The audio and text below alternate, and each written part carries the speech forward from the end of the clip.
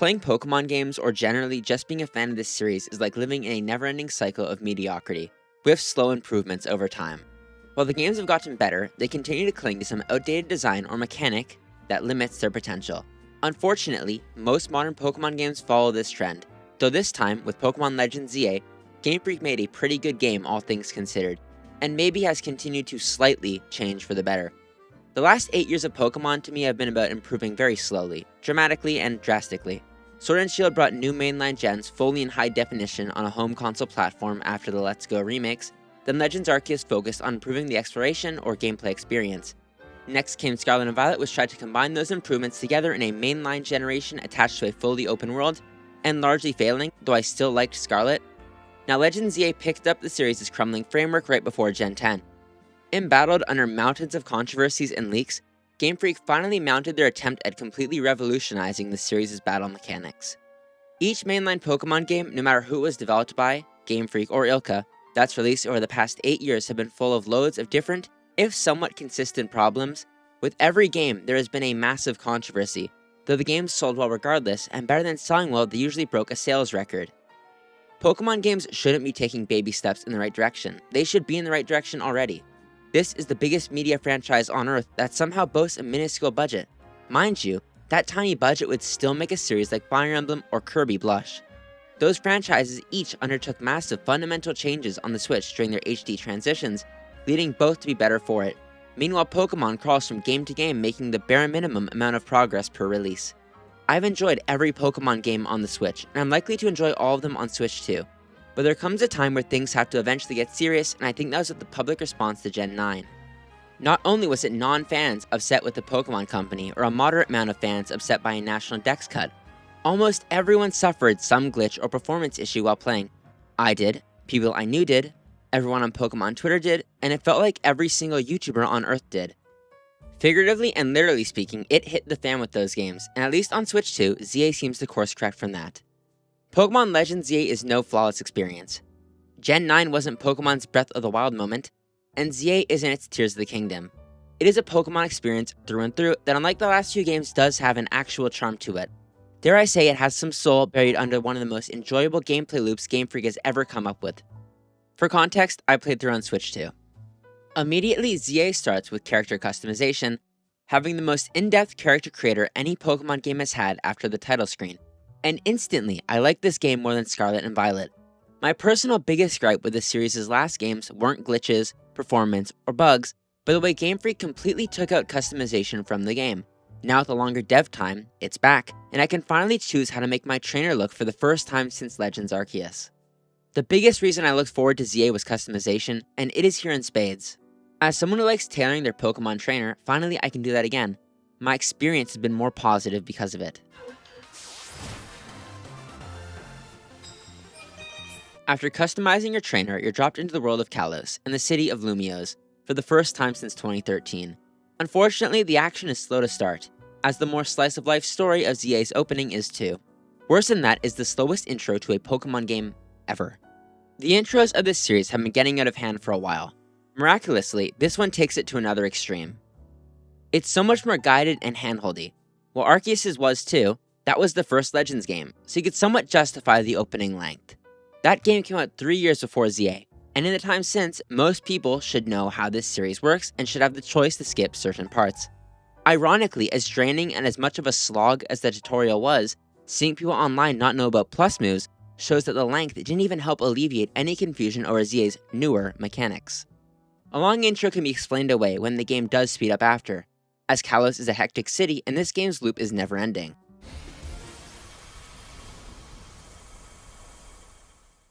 That gameplay loop being the Pokemon cycle of catching, training, and battling, this time centered on the most core or basic version possible. Pokemon aren't found in an open world or route, they live full days in small enclosed wild areas. Trainers aren't encountered from hiding, they exist on a timer, and battles no longer use the classic turn-based formula, which aside from the last Legends game has proven increasingly polarizing. The whole idea of Pokemon can be boiled down to those 3 actions. They justify playing the game. You catch Pokemon to make new friends or gain companions, you battle to make them stronger, and you train to become the very best.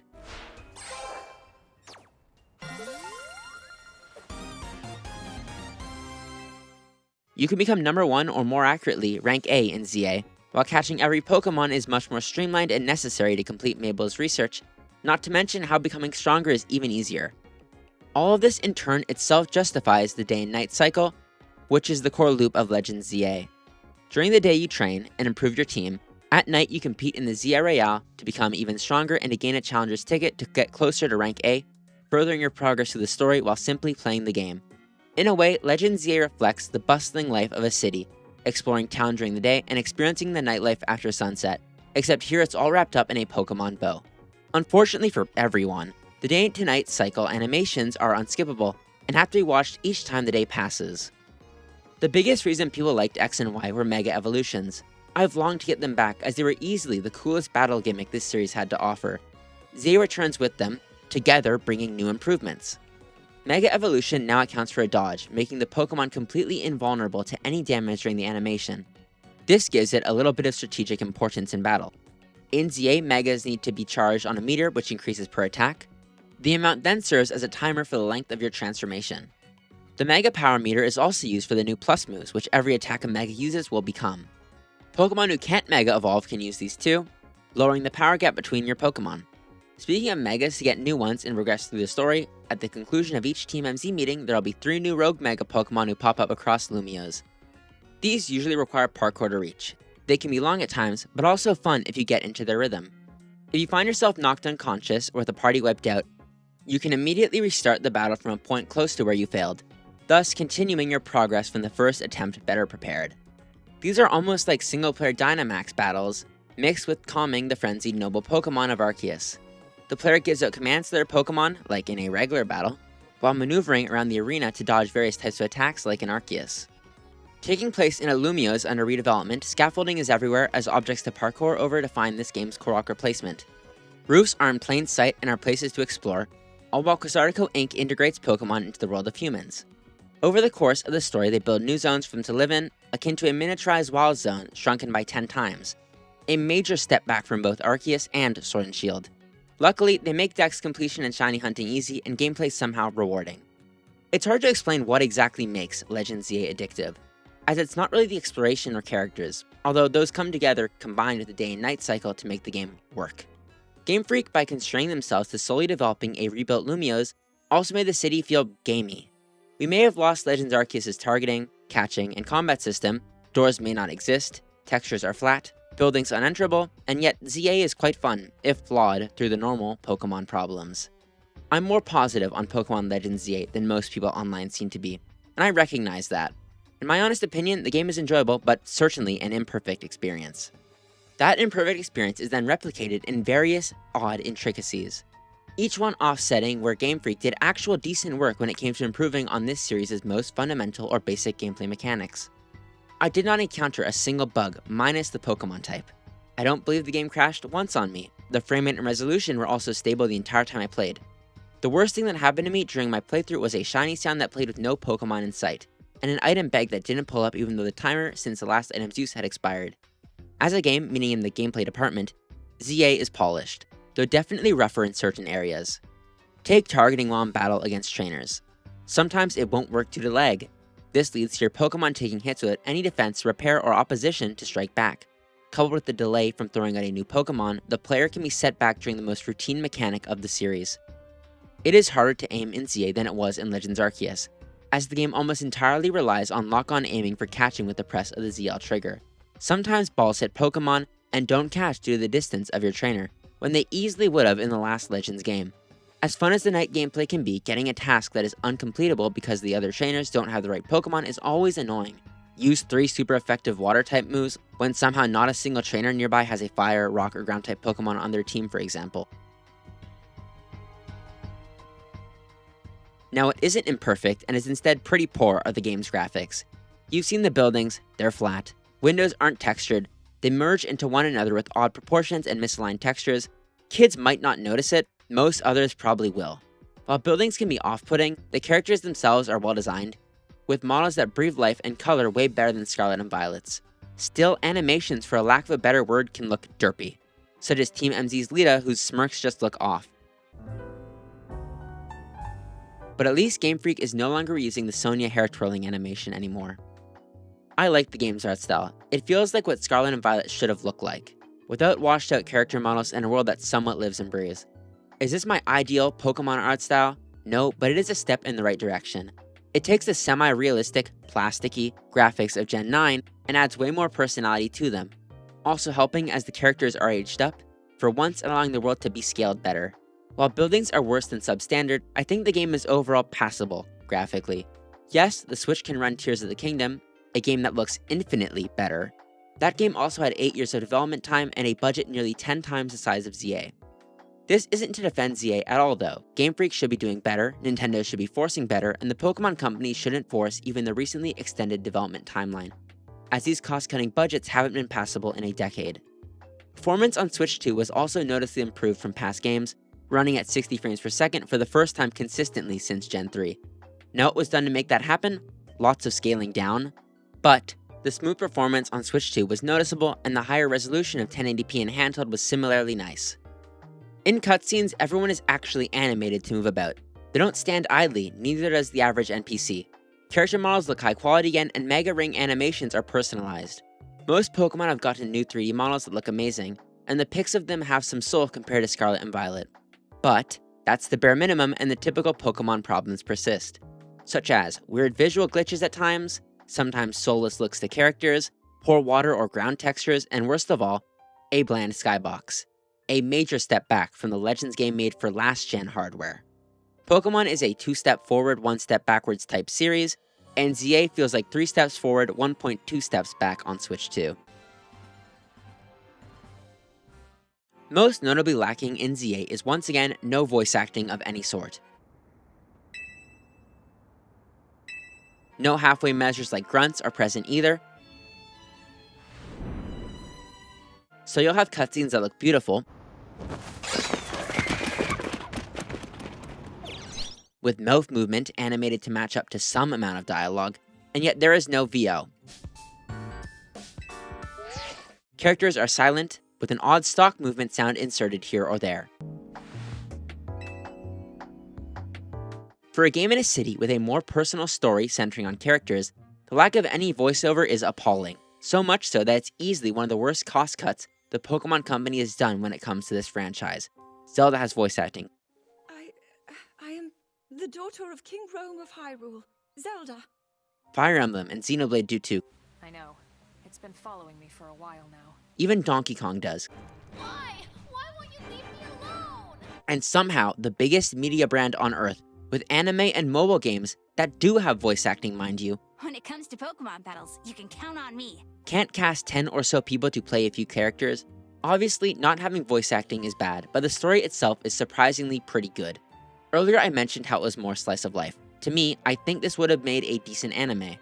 Z-A starts slow, introducing the game's concept, world, and what makes it different from other Pokemon games, eventually closing with an action-packed finale that forever changes what Lumio's city looks like. Unlike Legends Arceus, where the most pivotal moment was being an outcast, the trainers in Z-A are always a part of Team MZ. They are never left out. There's almost a found family quality to it. The members are true friends. They banter, joke, and battle. Then they strategize at meetings. The rival of Z-A is hardly a rival. Urbane or Tawny was your first friend in Lumio's. They're the first person you really met after departing the train. Part of what makes Z-A so different compared to past games are the characters. My biggest want was customization and aged-up protagonists. I don't want to play the same sort of story with a kid entering the world of Pokemon every single game. It's where Legends Arceus excelled and where Z-A takes it further.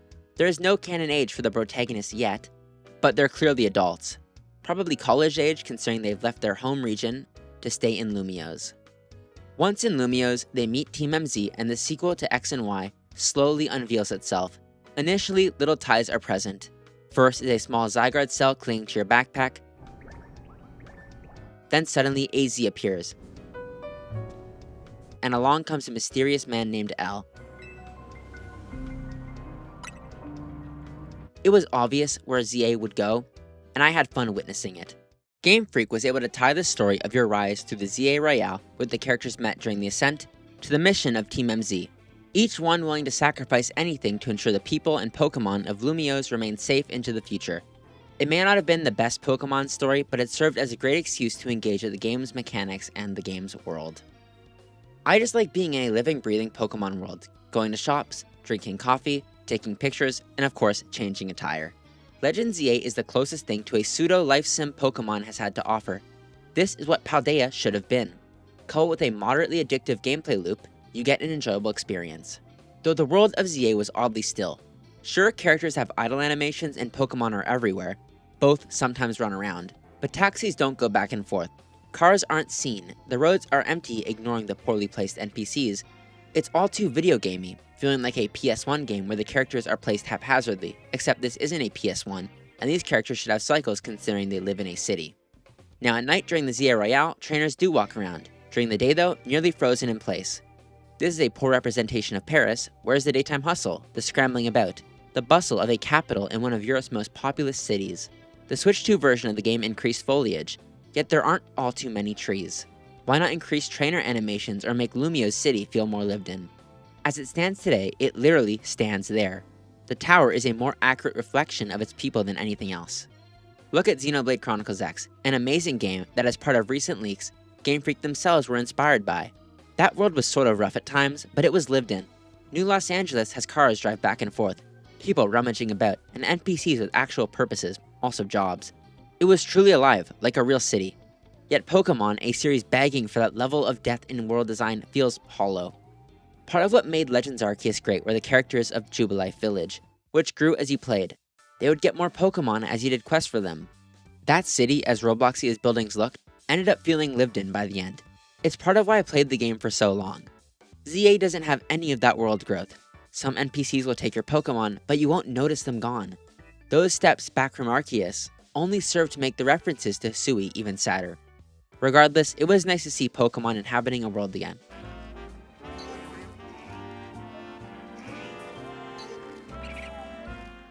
They live and breathe, have day and night cycles, interact with their surroundings, and as basic as it is, the Pokémon for the most part feel real. Birds sit atop lampposts. They aren't placed in batches like in Scarlet and Violet. This is how a Pokémon game should be.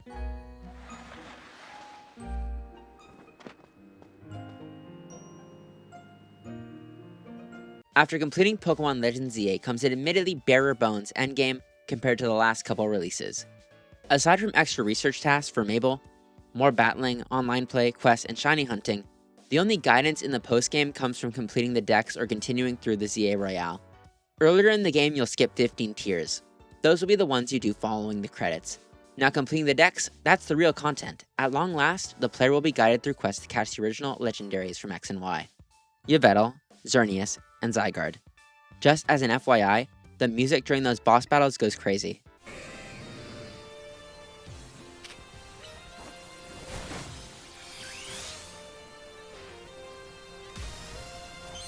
Once you rank up 15 more tiers in the Infinite Z-A Royale, you can obtain AZ's Floette. Most of my gameplay since beating the game has been from shiny hunting. Sadly, I don't see myself putting nearly as many hours into this game as I did into the last few, but I've still got reason to play after the credits. In post here, at the time of writing, the release date for the Mega Dimensions expansion was announced, due out in December. It's been a small secret within the Pokemon community that this game was pushed back a year, and another secret that its DLC was likely made by a different team. The closeness to launch of the DLC kinda proves that theory. I'm optimistic over the content of the DLC. I like Hoopa and Korrina, and the new additions look fun. Hopefully a few quality of life improvements will come when that arrives too. And Z-A will then have a more fulfilling ending grind after all is said and done. I'll probably review that when it comes out if I do decide to buy it. Another Pokemon game, another step in the right direction, held down by mountains of flaws that Pokemon fans will still find enjoyment in. We may not have beaten that cycle, but Z-A continues the steady march of progress of the series. Maybe by Gen 10 or 20, we'll have our Zelda moment. At this point, I'd take our Kirby moment, if it meant a more cogent end product. At the end of the day, I actually like this game. It does a lot right for Pokemon, and the extra development time was clearly used when compared to the last 8 years of games. Somehow, Z-A also feels underbaked. For the first time, Game Freak wasn't holding the game back. Instead, weird development decisions were, and that is a step in the right direction if nothing else. We got customization back, so I'm happy no matter what. If you're a Pokemon fan of any degree, especially one who wanted change in this series, you'll like it too. If you're not a Pokemon fan, I don't think this will be the game to bring you in. Thanks for watching. If you liked the video, please leave a like and comment. Both are incredibly helpful to small channels like mine when it comes to YouTube's incredible algorithm. I really don't know how well this video will do, and I kind of fear how people will react to it. If you did enjoy it, please subscribe to my channel for more. I hope you have a great day, and click on the videos on screen now for more Nintendo/RPG related content.